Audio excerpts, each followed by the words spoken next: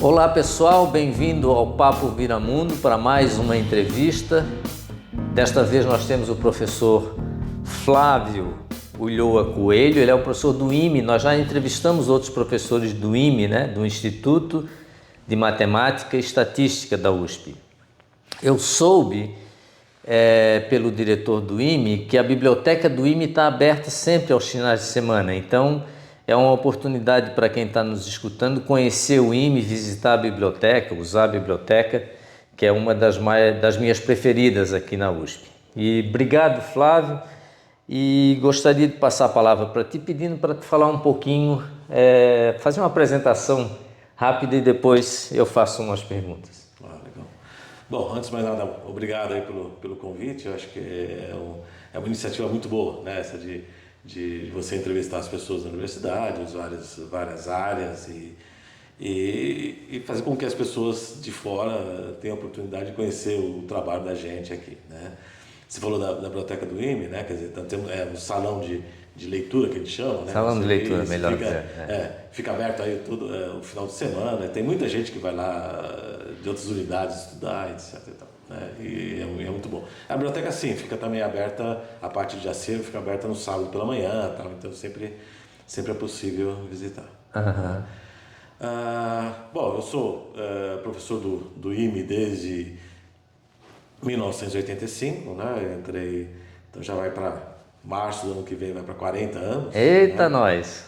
E eu entrei na universidade, de universidade, eu entrei em 78, aqui na Poli, né? Entrei na Poli. Na Poli? Então ele fez engenharia, provavelmente. Eu não terminei o curso não de engenharia. terminou. Né? Tá. Entrei em 78, fiz 2 anos e meio de engenharia e na época a gente podia fazer 2 cursos simultaneamente. Então no ano seguinte eu entrei na matemática, em 79. Matemática noturna e tal. Mas aí, com contato entre os dois... Se apaixonou mais pela matemática. Eu preferi ficar na matemática. Não que eu não gostasse da engenharia, o curso aqui era muito bom, mas não é meu perfil, digamos assim. Né? Sei. Eu lembro de um laboratório que a gente tinha que fazer umas pecinhas, tal, não sei o que... Usinagem. Né? Aquele torno, tal, certo. não sei o que. Era uma loucura, né? Então aí eu fiz, não é meu, eu prefiro umas coisas mais abstratas, digamos assim. Certo. Então eu fui para matemática, né? Fiz o bacharelado lá, o mestrado, fui para Liverpool fazer meu doutorado. É mesmo? Eu descobri que você também foi lá, né? Liverpool, ele se falou enalteceu Liverpool porque eu fiz doutorado lá. E é gozado que no meu doutorado, eu sou engenheiro, né? Eu precisei de resolver algumas equações matemáticas diferenciais, parciais, e eu procurei o departamento ou o instituto, não sei, de matemática lá, e foi meu contato profissional com matemática, e eu fiquei muito admirado como os matemáticos tratavam o lápis, porque era tudo muito rápido, eu não acompanhava o raciocínio e o professor ia lá resolvendo a equação para mim. E Liverpool era muito famosa na época pela matemática, né? Então você morou em Liverpool? Morei 4 anos, desde 86 a 90. Olha só. Eu não sei, o meu foi de 92 a 96. Então a gente não se cruzou lá. Certo. Mas eu tinha amigos da engenharia lá, e tem um grupo de brasileiros que estavam fazendo doutorado lá, né? E aí tem pessoal da engenharia, pessoal da sociologia, tal, não sei o que. Então foi uma época muito boa, né? Eu gostei muito disso. Sim, eu adorei também. Além da possibilidade de conhecer, né? Viajar mais facilmente pela Europa, né? Tudo lá perto. Né? E aí eu voltei em 90, né? E, bom, aí a carreira, né? Livre docência, depois titular, né? E a carreira também administrativa, digamos assim, né? Quer dizer, chefe de departamento, vice-diretor, diretor e tudo isso. Presidente de comissões. E aí estamos lá desde 85. Tá. E sobre a pré-universidade, como é que foi essa aproximação com a matemática? Porque você era um bom aluno, digamos assim, em matemática, era isso? Eu acho que tinha facilidade. A gente acaba gostando, né, de alguma disciplina quando a gente tem um bom professor, né? Então eu tive uma boa professora de matemática, ela na época que agora é segundo grau, né? E aí eu comecei a me apaixonar por aquilo, porque ela fazia demonstrações em sala de aula, coisa que não era corriqueira e deixou de ser, né, totalmente, né? Quer dizer, demonstrações você faz mais agora no ensino superior, né? Mas ela fazia algumas demonstrações mais simples, tal, não sei o quê, e aquilo me fascinava, né?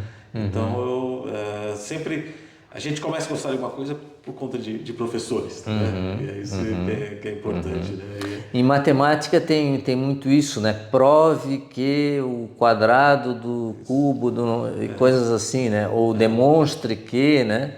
E aí tem os teoremas da matemática, e quem gosta de matemática, esse formalismo é necessário ser seguido. É importante, né? Quer dizer, a gente parte de certos axiomas, postulados e tal, e aí a partir de um raciocínio lógico, dedutivo, a gente vai provando coisas. Né? Então, o trabalho de um matemático, essencialmente, é esse. Um matemático que a gente diz matemático mais puro. Né? Lógico, aí tem a matemática aplicada que aplica essas teorias em questões mais práticas, etc. Isso daí, E no caso do IME também tem a estatística, né? Isso, lá nós temos 4 departamentos, que é a matemática pura, matemática aplicada, a estatística e a computação. E a computação.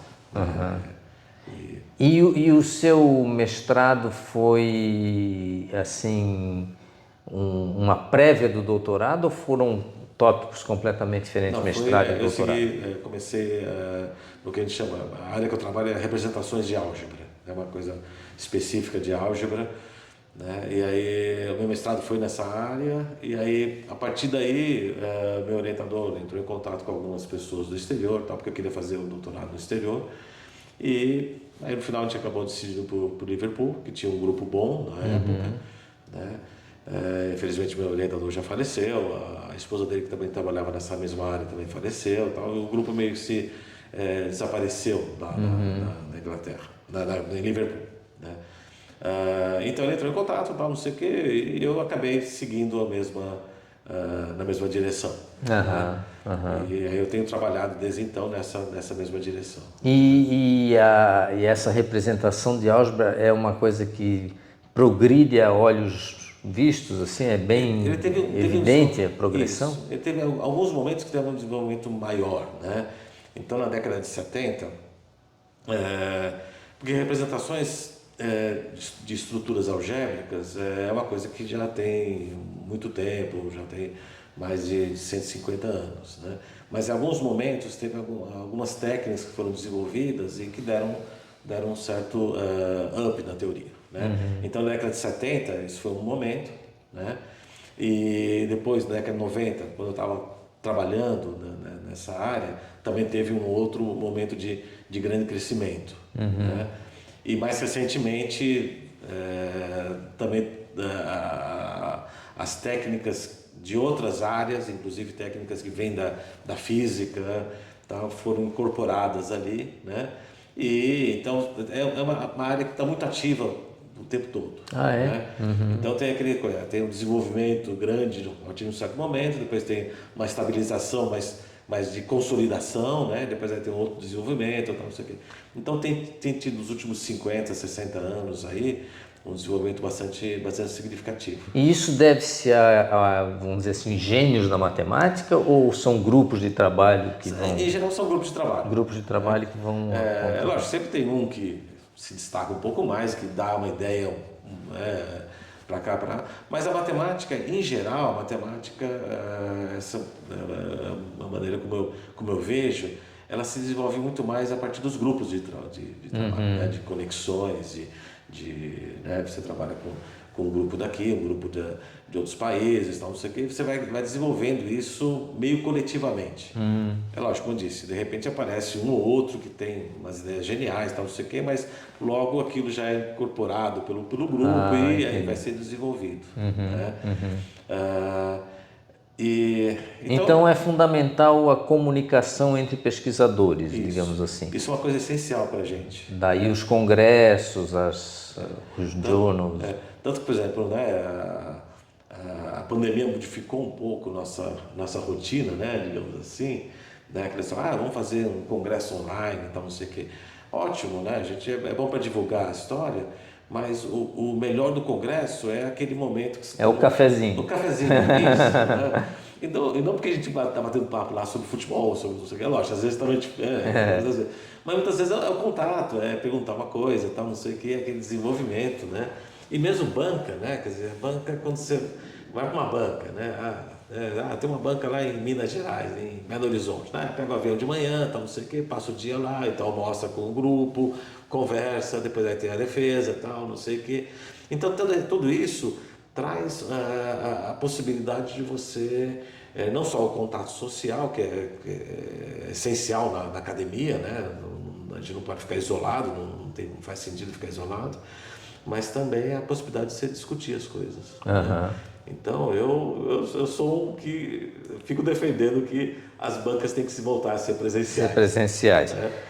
Apesar do custo, muitas vezes, né, disso daí, você tem que viajar e tal, não sei o quê, mas você ganha muito com esse contato. Né?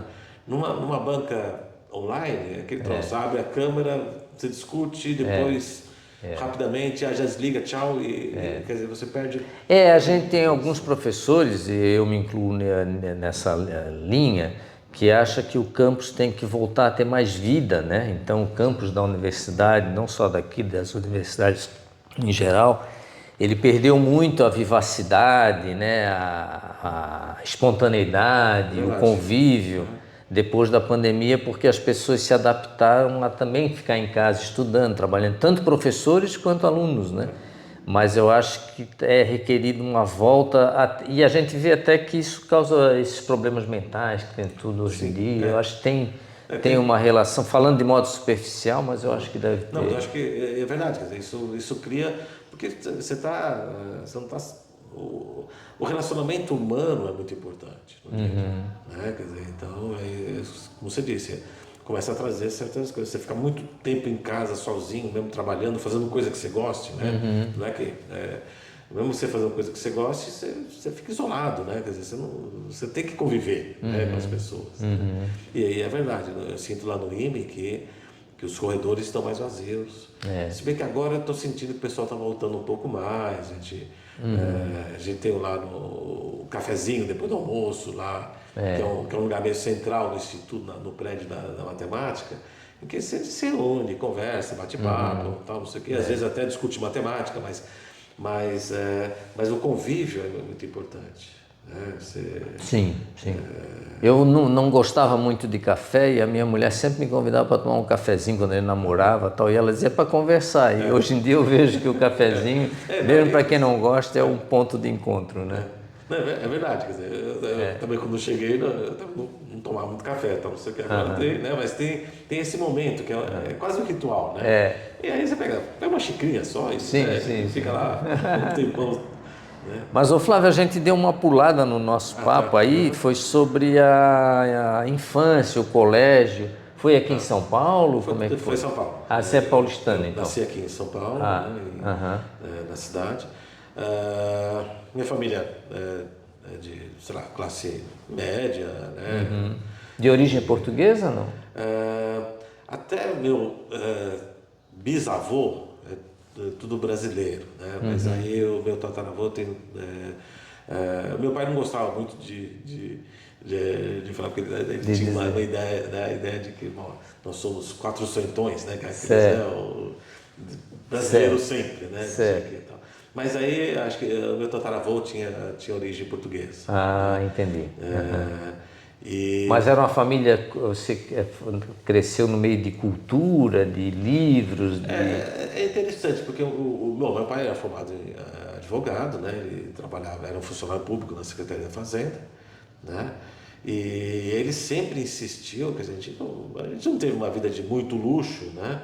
Mas ele sempre insistiu que a gente tivesse melhor educação, tal, não sei o quê. Ele queria, por exemplo, que a gente, todos nós somos em 4, né? Todos os 4 aprendessem um pouco de piano, então tinha um piano em casa, tal, não sei o quê. Mas é interessante porque, apesar de ele dar toda essa importância, a gente não tinha muitos livros em casa. Ou, por exemplo, também era uma época que não tinha, por exemplo, muitos discos, assim, né? Só quando a gente começou a ficar adolescente, que a gente começou. Eu, por exemplo, eu comecei a comprar livros que eu gostava de ler, tal, não sei o quê. E meu irmão comprou os discos, tal, não sei o quê. Quer dizer, era talvez, né, a maneira como ele foi educado, né, ele dava importância muito grande à educação, muito grande, tanto que ele insistiu que todos nós somos formados, tal. Mas era estranho isso. Ele tinha muitos livros de advocacia, por exemplo, técnicos, né? Mas não tinha livros de outras coisas mais gerais. Entendi. Né? E aí aos poucos a casa foi crescendo, né? Então, assim, com os livros que eu comprava, os meus irmãos, tal, não sei o que, a gente foi fazendo. Mas não era porque ele, né, não achava importante, não sei o que. Quer dizer, talvez a maneira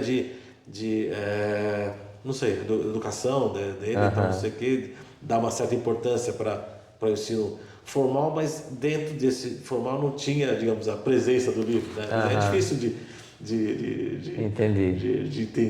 sei lá, talvez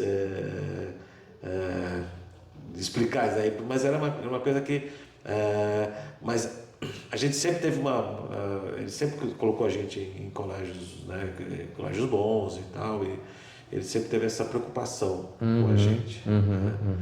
Isso me lembra um pouco que uma vez o meu pai viu que eu estava lendo um livro, O que é Comunismo, e naquela época de 70, por aí, isso aí era um pecado falar de comunismo e não sei o que, socialismo, né? Então hoje em dia já é mais comum.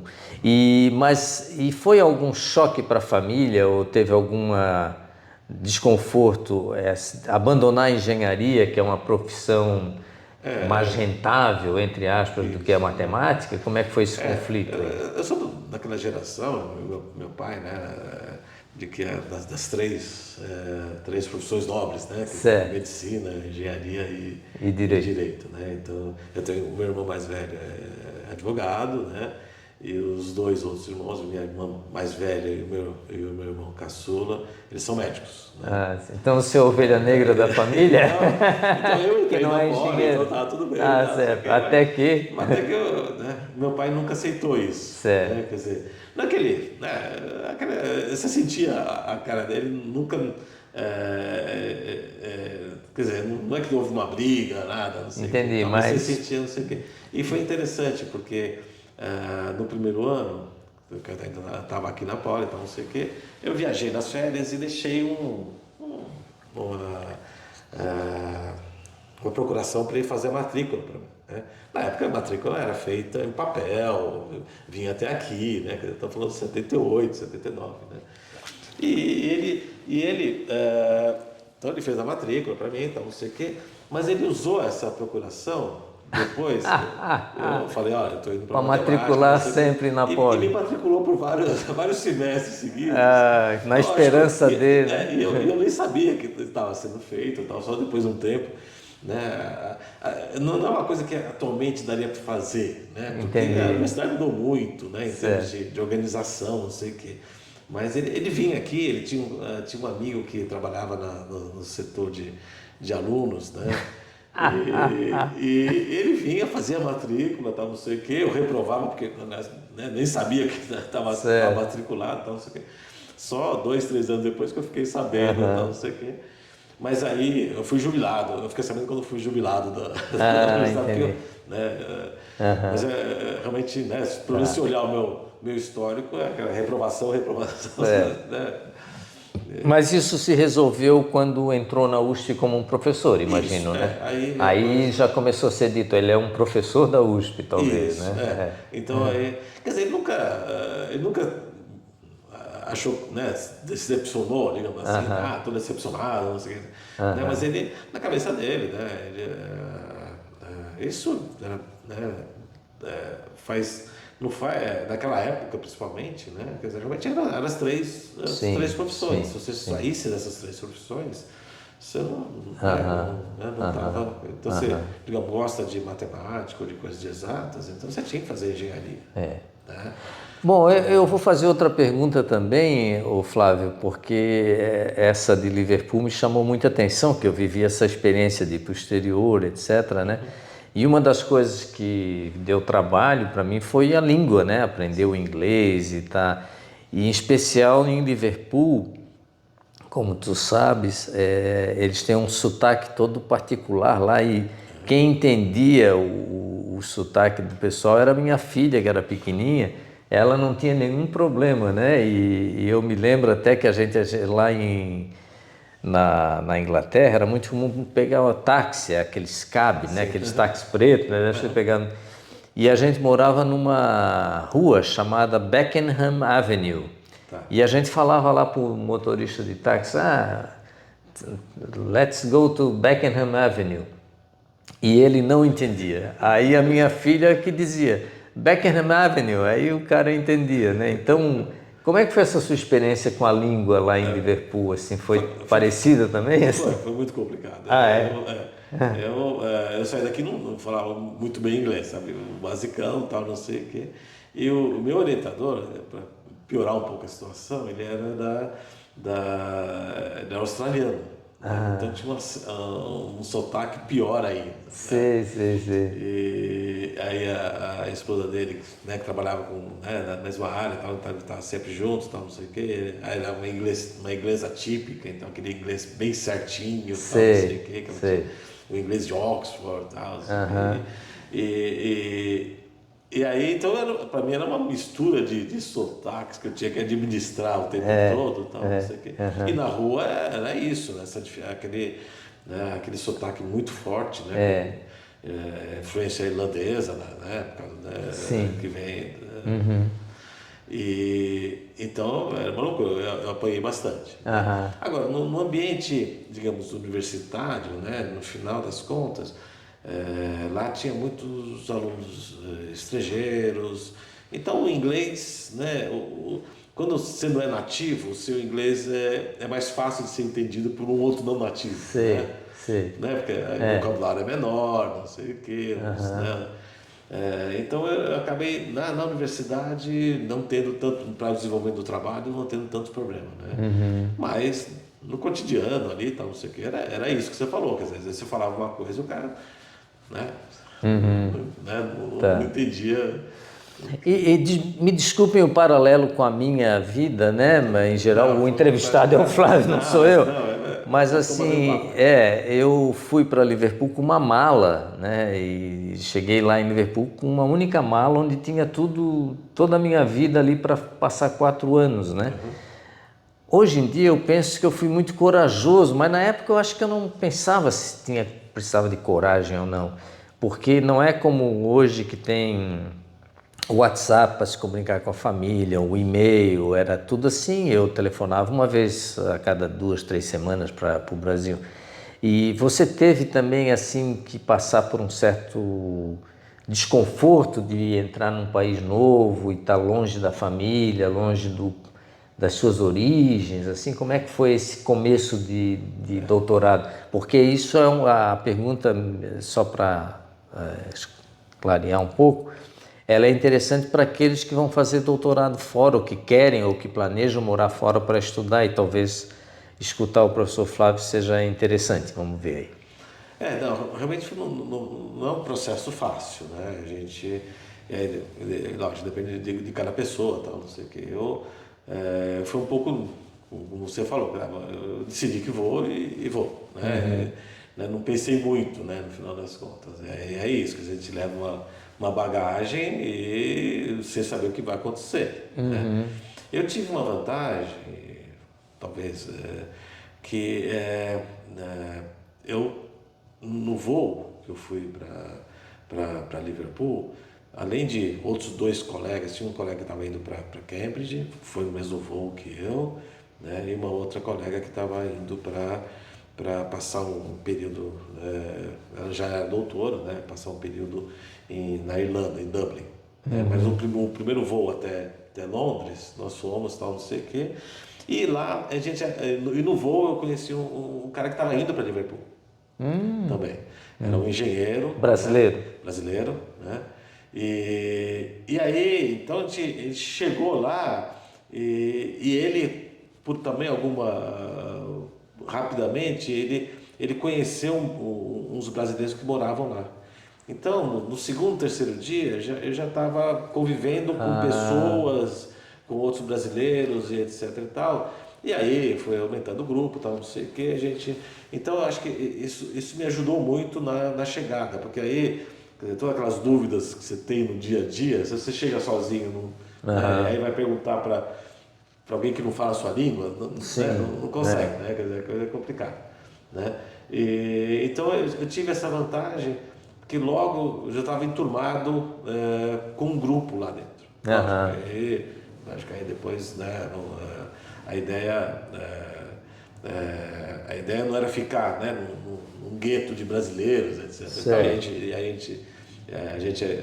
a gente tomava um pouco de cuidado com isso, né? Então a gente sempre colocava no nosso entorno, né, desse grupo, outras pessoas de outras nacionalidades, ou inglesas, ou até para poder, né, conversar em inglês, começar a desenvolver, etc. e tal.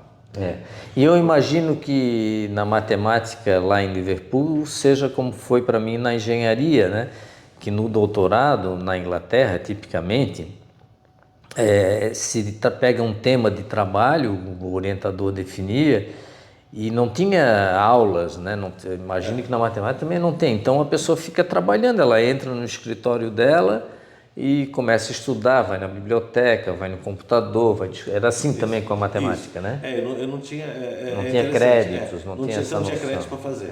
É lógico que tinha, o meu grupo lá, o grupo de pesquisa da minha área lá, eles sempre tomavam cuidado de cada termo, cada ano, tal, não sei o que, apresentar alguma disciplina, né? Então a gente estava assistindo a disciplina, fazendo, tal, não sei o que, mas não como, não era obrigatório, né? Era mais como se fosse, digamos, seminários de pesquisa, quer dizer, vamos estudar uma certa coisa, tal, não sei o que, né? Um certo assunto, né? Então aí criava essa disciplina, tal, não sei o que, mas não era rígido, né? Quer dizer, a gente não, quer dizer, né?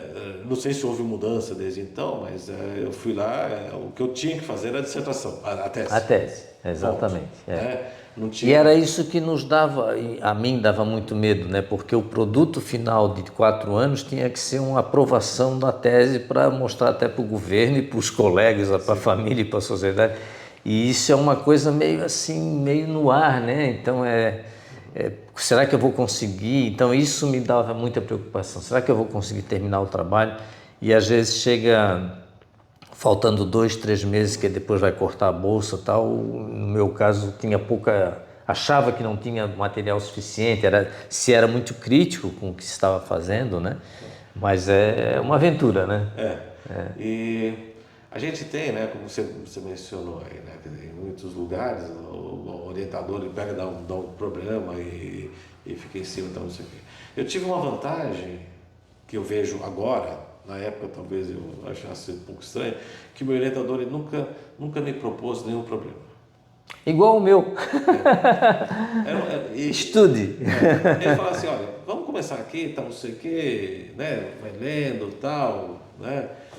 Passou talvez umas indicações de, lê isso daqui, lê aquilo, eu publiquei esse artigo, então dá uma lida, tal, não sei o quê. E vai me trazendo as suas ideias, né? E aí sim, aí eu me reunia com ele uma vez por semana, tal, não sei o quê, e falava, gostei desse resultado, eu não sei se dá para fazer alguma coisa, né? E ele começava a conversar, tal, não sei o quê, mas ele nunca me passou um problema. E aí, depois do ano, eu falei, mas o que eu estou estudando exatamente? Quer dizer, né? Mas eu estava montando uma certa base, né, de estudo, né? E a partir de um certo momento eu falei, deixa eu tentar resolver esse problema aqui, que está em aberto. Aí vai, não sei o quê, aí levava, mostrava para ele. Quer dizer, isso me deu, eu acho que, e aí eu tento fazer isso com meus alunos, né, uma autonomia depois, que alguns dos meus colegas que foram eventualmente com um orientador um pouco diferente, que já chegava, dava um problema específico, não, resolve isso, né? Eu acho que eu tive essa autonomia, aprendi muito nesse tipo de coisa, né? Eu acho que é um processo mais complicado, né? Porque inclusive você como aluno, a gente olha assim, não, mas não, eu preciso estar trabalhando alguma coisa. Sim, eu estudo, momento, né? Eu só fui começar a trabalhar em algum problema específico depois de um certo tempo, quando eu já tinha um certo... De certo modo, no meu caso, eu resolvi um pouco esse problema logístico quase. Eu tomei a decisão de todo mês preparar um report, né, um relatório para o meu orientador. Então, todo mês eu tinha uma tarefa que eu me autopropus, né? Tá. Mas na Inglaterra tem eles se deixam mais livres. Esse estilo, E eu gosto, né? Eu também adorava. Eu acho que a médio e longo prazo é melhor isso do que o orientador te dizer o que você tem que fazer em cada passo. Ser muito doutrinado, né? Você ganha uma autonomia com isso que é impagável, né? Então, eu tento fazer isso com meus alunos, não sei o quê. Aqui no Brasil é um pouco mais difícil, né? Porque a expectativa sempre fica, né? De que o orientador é realmente o responsável, né? Então, se o aluno não termina, então a culpa é do orientador, né? Quer dizer, tem um pouco essa filosofia do Brasil aqui que é muito ruim, né? Então fica esses troços de, né, a CAPES, ou você fica te avaliando pelos seus egressos, né? Que eu acho que não sei lá, né? Lógico, se você orientar bem, né, tem uma boa chance dos egressos saírem bem e tal, não sei o quê, mas também o fato de, se alguém não estiver indo bem depois da carreira, a culpa não é do orientador, né? Quer dizer, é uma maneira de... Mas isso vem, eu acho que desde da história de você dar um pouco mais de autonomia né, e não aquela história de fazer o orientador ser realmente o responsável. Né? Mas acho que a gente tem aqui no Brasil, a gente tem um longo caminho nessa direção. Temos, sim. E como é que era em Liverpool, mas então pode-se pensar também, a pergunta vale para a volta de Liverpool, o teu contato, ou numa vida um pouco menos profissional, menos técnica, com a literatura? Tá. Só deixa eu fazer uma última observação de Liverpool.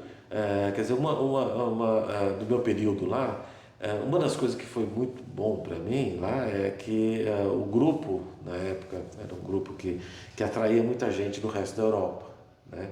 Então, frequentemente, tinha gente de outros lugares, né? Então tinha gente que estava a fazer um doutorado sanduíche, ou então um pós-doutorado, não sei o que, da Alemanha, da Noruega, da Polônia, mesmo no Canadá. Então eu conheci muita gente nessa época. Né? E eu criei uma certa contatos com muitos grupos, né? E que se mantém até hoje. Né? Formou uma rede. Então um dos que é um canadense com quem que eu conheci lá, eu estava no doutorado, ele tinha terminado o doutorado já há alguns anos, ele estava lá, não sei o quê.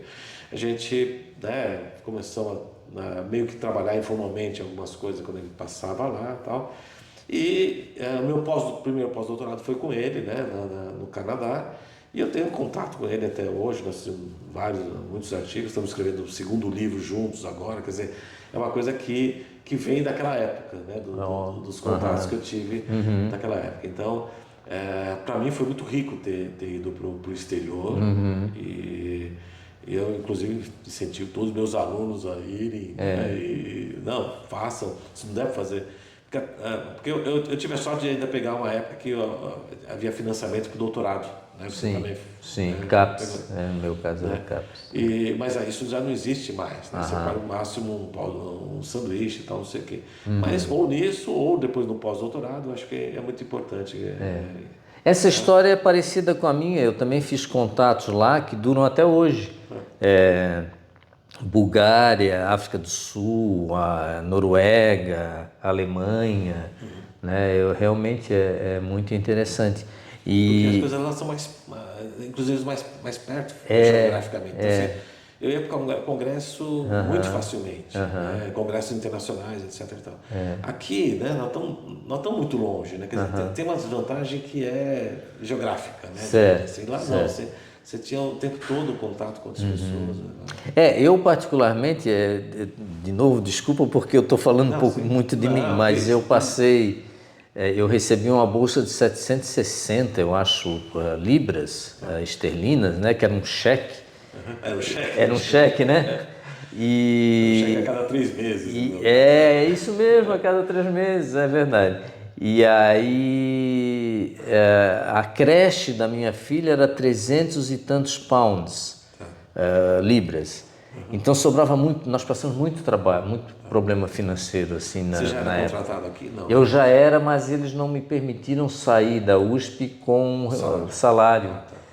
O departamento não permitiu, então foi muito complicado, No meu caso... Mas é para dizer que vale a pena. Não, sim.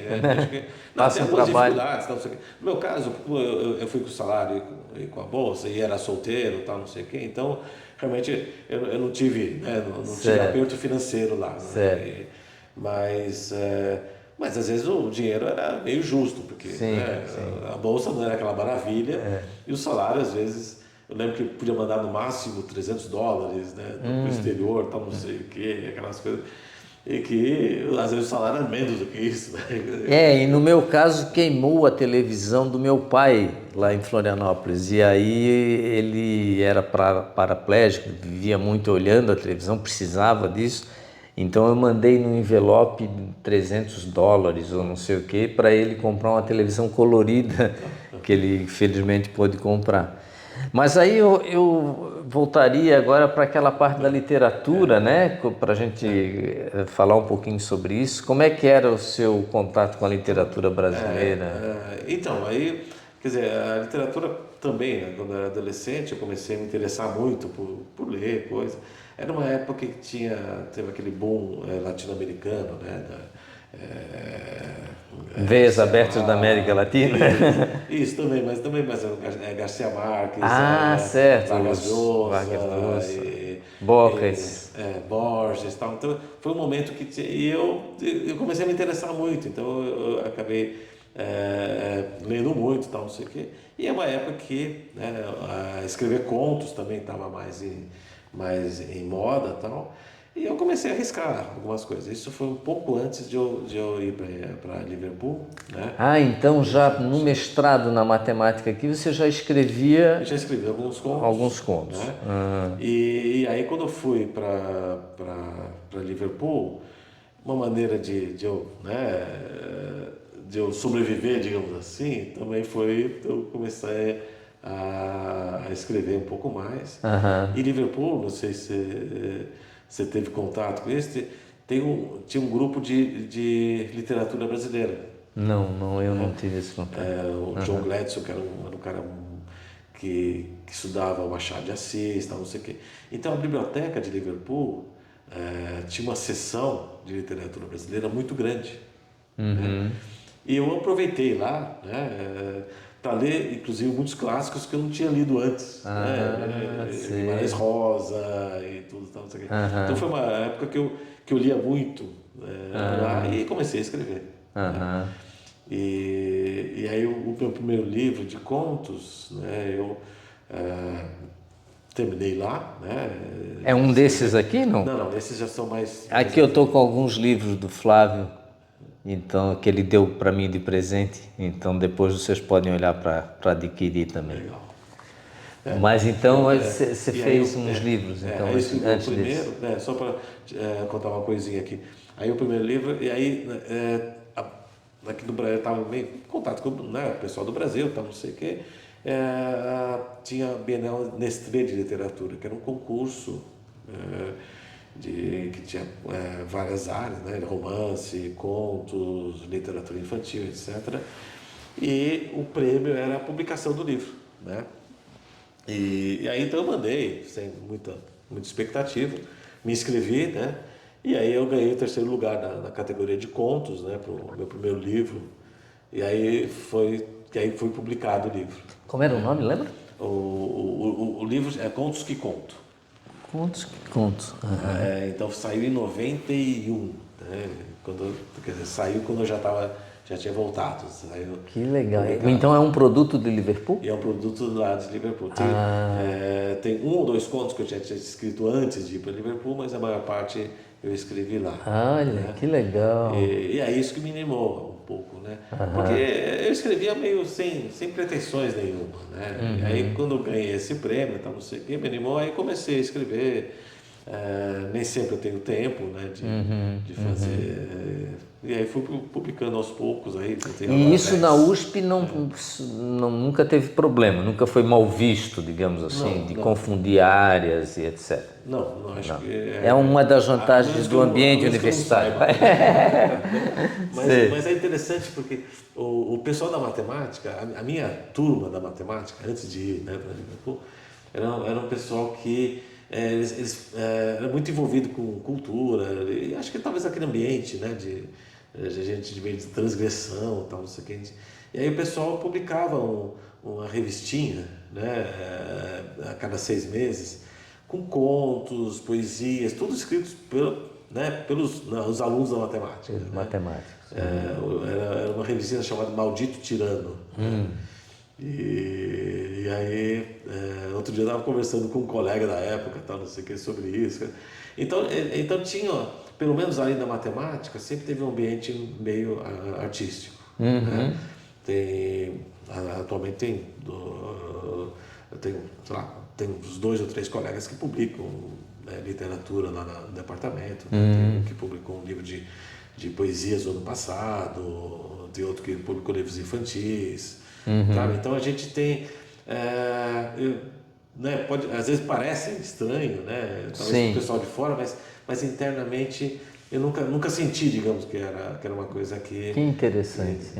E o pessoal incentiva, pergunta, vai e tal, não sei o que. É bem legal esse típico de um ambiente onde se chama universidade, né? Essa universalização do... E tem livro infantil? Eu tenho 2 livros infantis, né? Quer dizer, um é infantil e outro infanto-juvenil, né? Quer dizer, um pouco mais... Um é para bem infantil mesmo, né? Para quem está começando a ler, né? E o outro é mais para a faixa etária de, sei lá, 12, 13 anos. Olha, que legal. Eu tenho, então desses 10 aí tem esses 2 diferentes, tem o romance e o resto é de contos. E continua escrevendo? Continuo escrevendo. Né? Eu mantive um blog por 6 anos aí então toda quinta-feira eu publicava alguma coisa, ou um conto, ou uma crônica, às vezes fotografias, tal, não sei o quê, mas eu me colocava como cada quinta-feira, eu chamava As Quintas-Feiras, né, o meu blog. E na pandemia eu acabei parando de fazer e tal, porque aí começou a faltar tempo e energia, mas eu consegui por 6 anos, todas as quintas-feiras. Olha só. E aí muitos dos contos acabaram virando livro depois. E aí ainda tem algumas coisas que eu não publiquei. Publiquei lá, né, no blog, mas não em forma de livro. E um livro que não seja de contos, tem algum plano assim? Não, eu tenho livros técnicos, eu tenho escritos. Né, não, mas eu digo um romance. Sim, não, eu tenho um romance que agora está parado porque eu estou envolvido com 2 livros técnicos, né? Um deles eu estou fazendo as provas, né? Corrigindo eu estou nessa fase com livro técnico também. É um livro de 600 páginas e está dando uma loucura de trabalho e tal, não sei o quê. Justamente com esse canadense, né? A gente vai publicar na Oxford, né? Oxford University Press. E aí eles têm uns horários, uns deadlines muito restritos, tal, não sei o quê. Sim, eu estou bem com vivendo esse Então eu parei, mas eu estava no ano passado trabalhando num romance, num segundo romance, né? Esse aqui é o primeiro romance? Esse é o primeiro romance que eu tenho. Pigarreios. Pigarreios. E aí... Pigarreios. E aí... Então eu quero ver se, assim que acalmar um pouco. E aí tem um outro livro que está também em produção. Isso lhe dá perspectiva assim na vida de produzir romance ou contos ou escrever, é um negócio infinito, né? Sim, o que eu me adaptei melhor para escrever contos, porque é um pouco isso, a gente tem, né, mais curtinho, né? Mais concentrado, né? Sobrou uma semana de férias, deixa eu dar uma parada, tal, não sei o quê, então dá certo e escrevo, né? Romance não, é uma coisa mais a longo prazo, você tem que fazer com mais cuidado, tal, não sei o quê. Então você precisa ter um tempo para se dedicar a isso, né? E coisa que no nosso cotidiano você sabe que a gente acaba não tendo, né? Então o processo de escrever um romance dentro, né, do nosso do cotidiano, então, não sei o que, é muito lento, né? Então isso aí, por exemplo, demorou muito tempo, né, para fazer. Então. Bom, Flávio, acho que a gente está caminhando agora para o final do nosso Papo Viramundo de hoje, né? E aí eu queria deixar a palavra contigo para dar uma finalização, uma fechada, te agradecer o teu tempo. A agenda é muito complicado, né? De professores famosos, então... Então, mas muito obrigado, e aí vamos deixar contigo para dar um recado final. Eu acho que esse é um dos propósitos, assim, até hoje de manhã estava falando com a minha mulher, que eu me sentiria muito satisfeito se essas conversas que eu tenho tido com os professores num contexto de universidade motivassem pessoas jovens que ainda estão indecisas do que fazer, qual curso fazer, ou ter coragem de tomar decisões como sair da engenharia e ir para a matemática, ou escrever, né, romances. Que esse Papo Viramundo pudesse influenciá-las nesse sentido positivo. Então, muito obrigado aí pelo depoimento, foi ótimo. Eu que agradeço. Acho que talvez eu gostaria de mencionar uma claro, coisa fica à vontade. Que faz parte acho também da minha história aqui na universidade, né? Que foi o fato de eu ter também, né, ousado, entre aspas, né, a tentar trabalhar tentar a parte administrativa, digamos assim, de crescer na parte administrativa, de virar diretor, etc. E tal. Os 4 anos que eu fui diretor, eles foram muito interessantes, né, porque eu conheci muita gente fora, né, fora da matemática. Fora da matemática. Né? Quer dizer, a gente fica muito, quando a gente trabalha muito, né, em pesquisa, independente da área, você fica muito próximo dos seus colegas, tal, não sei o quê. Então você tem aquele seu mundo, né? E você muitas vezes não consegue perceber outros mundos. Né? Então o fato de, por exemplo, por isso que eu acho que o que eu gostei, né, digamos assim, e nunca me arrependo de ter passado 4 anos, porque é estressante ser diretor de uma unidade, do ponto de vista financeiro, você tem uma série de responsabilidades, etc. E tal. Mas tem um lado que para mim, foi a possibilidade de conhecer um pouco mais o resto da universidade. Né? Então, as reuniões, por exemplo, do CIO, você conhece um montão de gente, as reuniões, como era dirigente, né? Então tinha muitas reuniões aí. Eu fiz parte da CAA, que é a comissão acadêmica. Então você aprende muito sobre a universidade. Né? E sobre as outras áreas. Né? Então aquela coisa que às vezes você fala assim, para você a solução de um certo problema é óbvio, porque naquele mundinho seu, né, aquela a solução, né? Aí vem o jurídico da USP e diz, opa, não é por aí que não dá certo. Nem mesmo, digamos, a parte jurídica, mas também a parte, digamos, acadêmica, né? Você fala, não, mas para aquela unidade, para aquela outra área, essa solução não serve academicamente, né? Quer dizer, né? E às vezes até a questão jurídica na história, né? Mas, então, o que eu acho que é o mais importante da universidade, para mim, ao longo todos esses quase 40 anos que eu estou aqui como docente, né, tem sido essa possibilidade de conhecer outras pessoas. E eu conheci muita gente interessante, que eu tenho contato até hoje. Quer dizer, meu mandato terminou em 2014, né, mas até hoje eu conheço. Né, cruzo com as pessoas, vão e converso e etc. E nessa diversidade que é a universidade. Uhum. Então, e a possibilidade de poder colaborar com outras coisas. Por exemplo, atualmente estou na comissão, no comitê editorial da EDUSP, né? Me convidaram recentemente para ser do Conselho Deliberativo da USUSP. Quer dizer, são mundos, né? Por exemplo, meu mundo, né? Eu gosto muito de música, tal, não sei o quê, mas eu nunca trabalhei com música, não sei o quê, tal. Mas a possibilidade de conseguir colaborar, né? De alguma maneira, um olhar externo, digamos assim, né? Eu acho que tem muito a ver. Então, eu acho que foi muito a possibilidade de você conhecer outras áreas, outras pessoas na universidade é muito riquíssimo.